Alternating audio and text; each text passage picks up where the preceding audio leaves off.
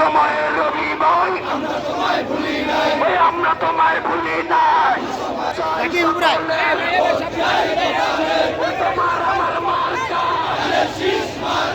রবিউল আলম দীর্ঘদিন যাবৎ রাজপথ থেকে মানুষের অধিকার, ভোট অধিকার লুণ্ঠিত, গণতন্ত্র, মানুষের দাবি আদায় করার জন্য দীর্ঘদিন রাজপথে থেকে লড়াই করে গিয়েছে। এই লড়াই কিংবা এই শ্রম, এই ত্যাগের প্রতিফলন হিসেবে জনগণের ভোট অধিকার, ভোটের মাধ্যমে জনগণের জবাব দেওয়ার সময় এসেছে। সেই সময়ে এখন জনগণ ভোট দিবে। আমাদের প্রত্যাশা সুশৃঙ্খলভাবে মানুষের পাশে থেকে মানুষকে সাথে নিয়ে আগামী জাতীয় সংসদ নির্বাচন অনুষ্ঠিত হবে এবং সেই নির্বাচনে জাতীয়তাবাদী দল বিএনপি বিপুল ভোটে জয় লাভ করবে। জনগণের দাবি এবং অধিকার পূর্ণ প্রতিষ্ঠিত হবে ইনশাআল্লাহ। রাষ্ট্রের মালিক ভোটার জনগণ। রাষ্ট্র বিনির্মাণ করার লক্ষ্যেই আমাদের উদ্দেশ্য।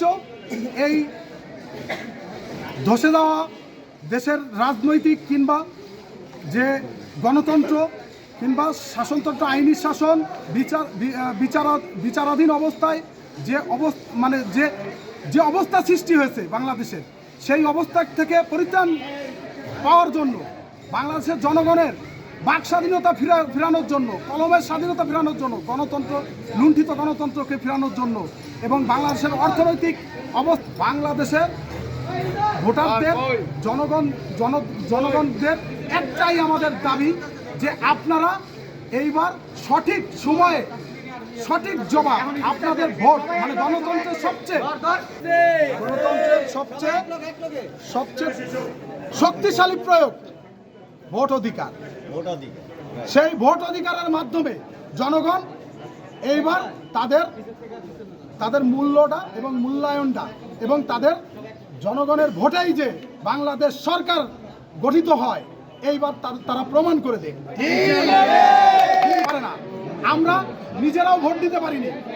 আমাদের এই যে প্রজন্ম একটু বঞ্চিত, সেই লুণ্ঠিত ভোট অধিকার জনগণের কাছে ফিরিয়ে আনার জন্য জাতীয়তাবাদী দল বিএনপি এবার জনগণের পাশে দাঁড়িয়েছে, জনগণের সাথে আছে, জনগণকে সাথে নিয়ে এবার জাতীয় সংসদ নির্বাচনে জয় লাভ করে সংসদে যাবেন এবং জনগণের জন্য জনগণের দাবি আদায় করবেন ইনশাআল্লাহ।